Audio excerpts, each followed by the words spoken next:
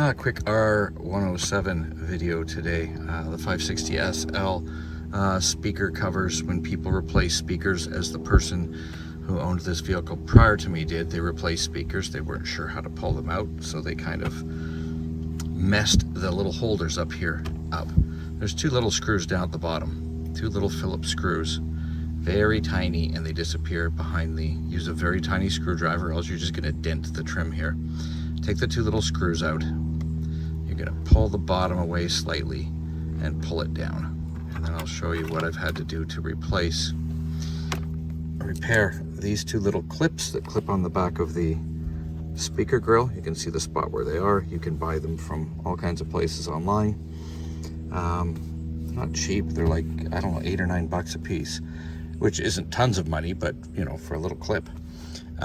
Anyway, this bar that goes over top of the speaker, and these two little clips slide up onto, they basically slide up onto that bar, missing on both sides, and someone had just basically left them dangling there. So I just made my own little bars. This one's just the test fit one. I made it out of a hacksaw blade, because hacksaw blades can be bent with a pair of pliers easily.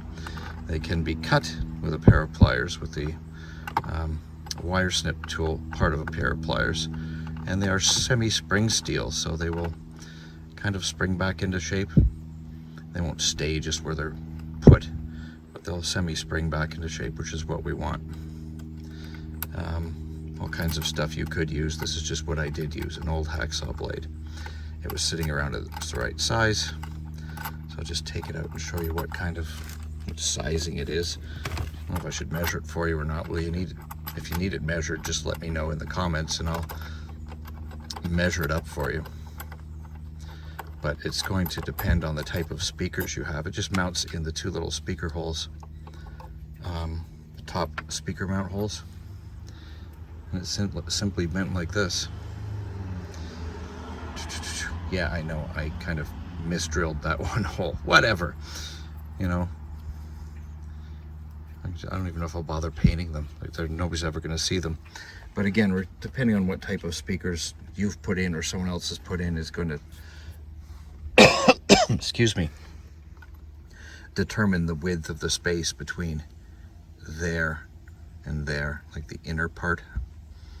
Because if this little, well, I don't think any speaker's going to have a little center tweeter that's going to come all the way out to the side.